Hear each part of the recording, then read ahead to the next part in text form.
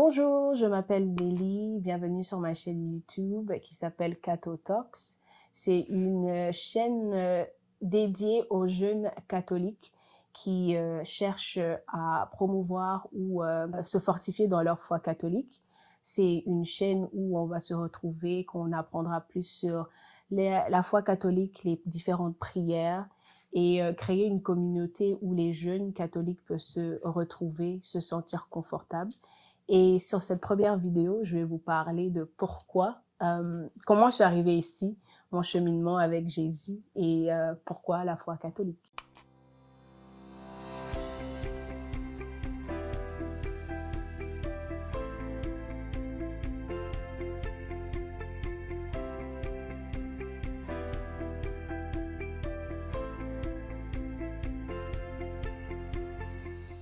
Donc maintenant, avant de commencer à vous parler de mon cheminement avec Jésus, j'aimerais qu'on entre dans un petit temps de prière. Quand je fais des choses, j'aime le confier à Jésus.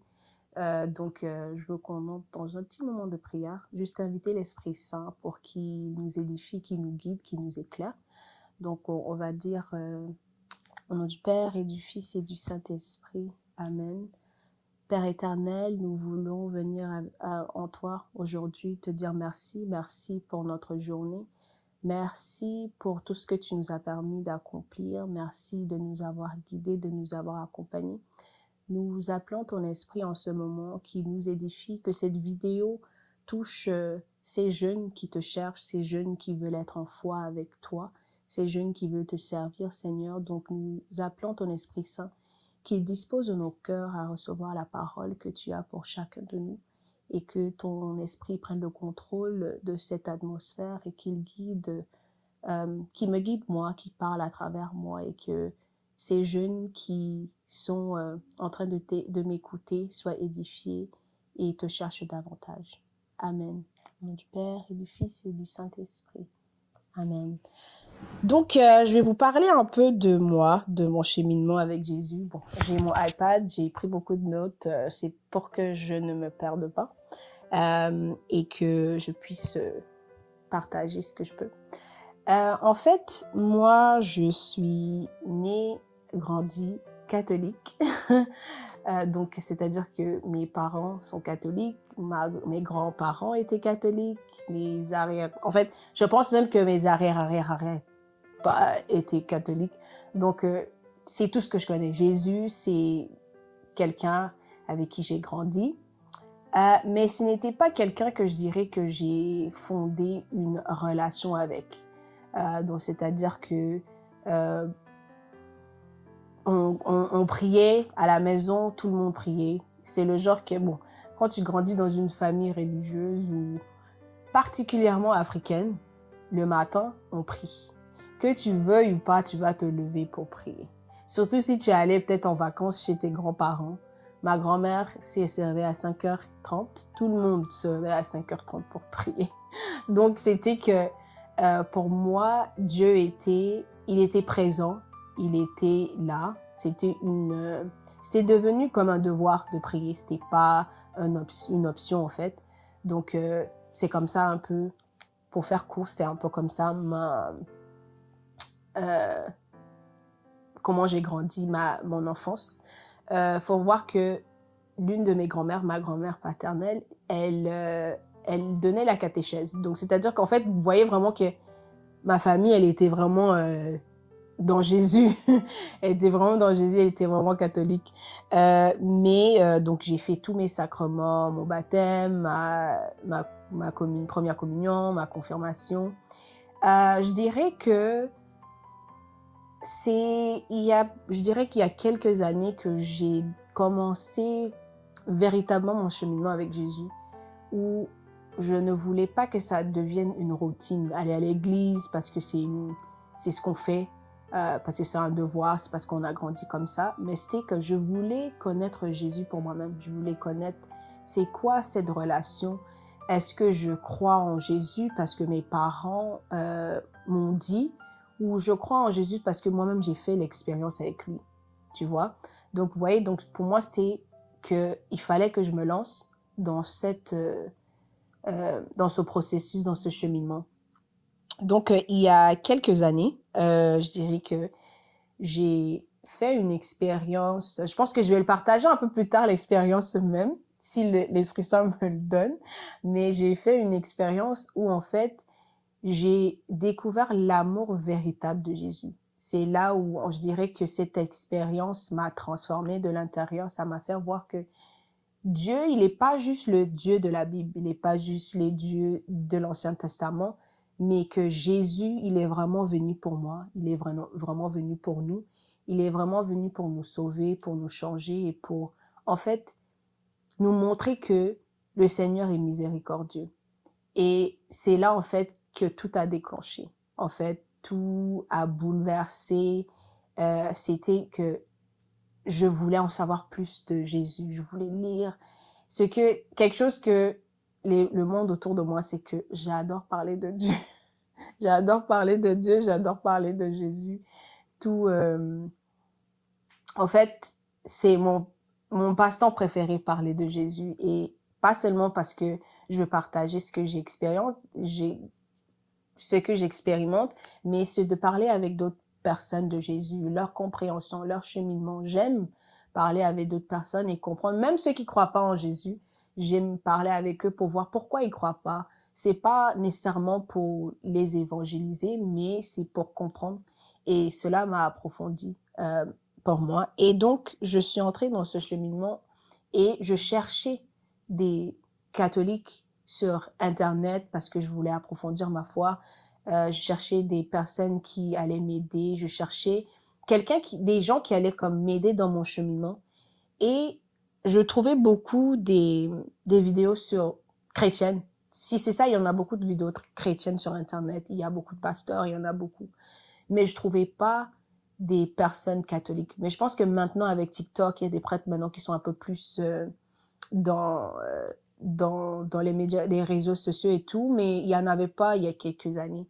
Donc, je cherchais cela et j'ai pas trouvé. Et plus spécifiquement, je cherchais des jeunes catholiques qui étaient au niveau de ma foi, qui n'étaient ni experts.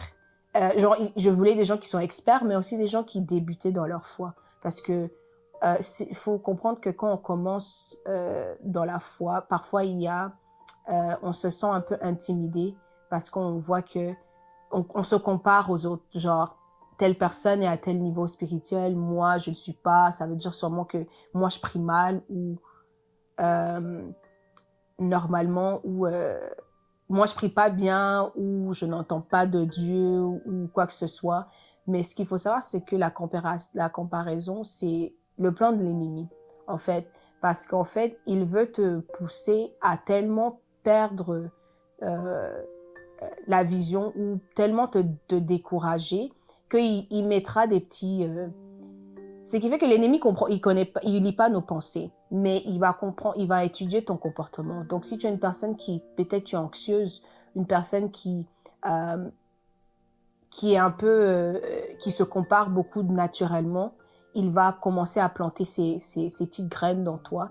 Et c'est ça que, pour moi, mon parcours, c'était ça. Je comparais, je regardais, je dis, ah, cette personne, j'aimerais, ah, Seigneur, je suis pas à tel niveau, je suis pas à tel niveau. Donc, c'était ça dans mon cheminement que je cherchais, mais j'avais pas trouvé. Et je demandais à Dieu de mettre des personnes sur mon chemin qui allaient me voir comme on dit dans les gens, genre, les Africains disent, prends-moi comme une petite sœur.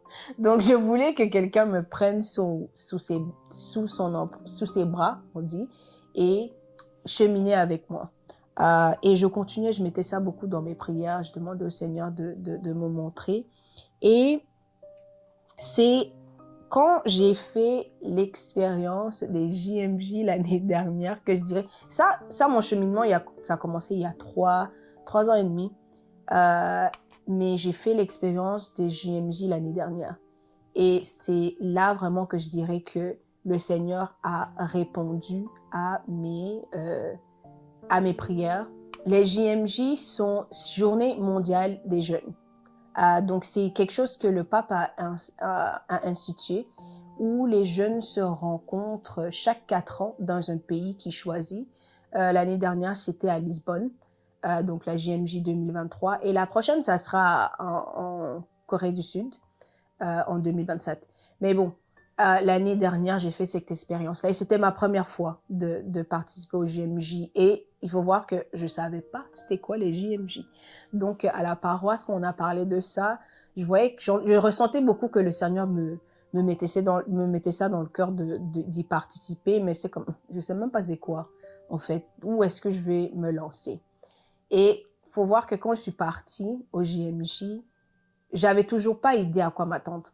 J'avais beau regarder un peu des vidéos, mais les gens partageaient pas vraiment leur expérience. Les gens, peut-être, ils disaient, ah, quand tu fais tes bagages, mais ceci, mais cela, mais ils parlaient pas vraiment de ce que tu vis, ce que ça veut vraiment dire d'aller au JMJ. Donc, quand je suis allée au JMJ, j'étais dans cette zone où toujours la prière que je demandais au Seigneur de m'édifier, de me faire, d'aller une autre, je voulais aller dans une autre dimension avec lui. Donc, je lui demandais de mettre les personnes dans mon chemin. Et même avant ça, quand je faisais ces prières-là, le Seigneur, il mettait dans mon cœur. Il mettait ce podcast-ci, mais j'étais très réticente au début, beaucoup. Donc, quand je demandais au Seigneur de mettre des personnes sur mon chemin, des personnes catholiques que je peux suivre et tout, ça revenait vers moi. Genre, je disais que je vois pas, je trouve pas pourquoi il y a pas ces jeunes qui partagent leur foi, nanana. Et petit à petit, le Seigneur me faisait comprendre que s'il y a pas, pourquoi je serais pas, me laisserais pas utiliser de cette manière euh, de grandir avec d'autres jeunes. Il faut pas être expert dans quelque chose, mais ici, c'est pas que j'ai toutes les réponses à c'est quoi la foi catholique, je suis expert, non. Ici, c'est, comme j'ai dit au début, on apprend, on s'édifie ensemble, on grandit ensemble, et c'était ça le but. Donc, de la même manière que je cherchais des personnes qui étaient au niveau de foi que moi, il y a d'autres jeunes aussi qui sont dans la même situation et qui cherchent et qui veulent pas être jugés. Donc, c'était ça le but. Donc, c'est comme ça que mon cheminement avec Dieu a commencé. J'ai commencé aussi à beaucoup m'impliquer dans ma paroisse. Le Seigneur m'a vraiment ouverte spirituellement. Je dirais que je suis vraiment entrée dans une dimension où, quand je repense à où j'étais il y a 4 ans, je suis choquée en fait. Je me reconnais pas parce que si quelqu'un m'avait dit que quand le Seigneur me poursuivait il y a 10 ans pour, pour mon engagement dans l'église, j'allais dire oui, 4 ans. Genre, j'allais être ici, en fait. Donc, ce qui est là, c'est que ce témoignage, en fait, c'est pour édifier toi, jeune catholique qui cherche Jésus. Toi, jeune catholique qui te sens perdu dans le monde. Toi, jeune catholique qui voit avec les réseaux sociaux comme que la foi baisse, que les jeunes catholiques sont pas là, que les gens quittent l'église. Je suis là pour te dire que non. Il y a des personnes qui sont en feu pour Jésus. Il y a des personnes qui veulent parler de Jésus.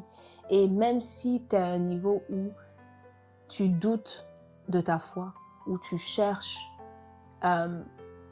que Jésus vienne te parler, moi je dirais lâche prise, laisse le Seigneur venir te visiter là où tu te trouves, au niveau où tu es, et demande-lui de venir te visiter là, parce que c'est de là que le Seigneur va augmenter, c'est là que le Seigneur va venir te trouver, c'est dans ta faiblesse qu'il va venir te donner des forces.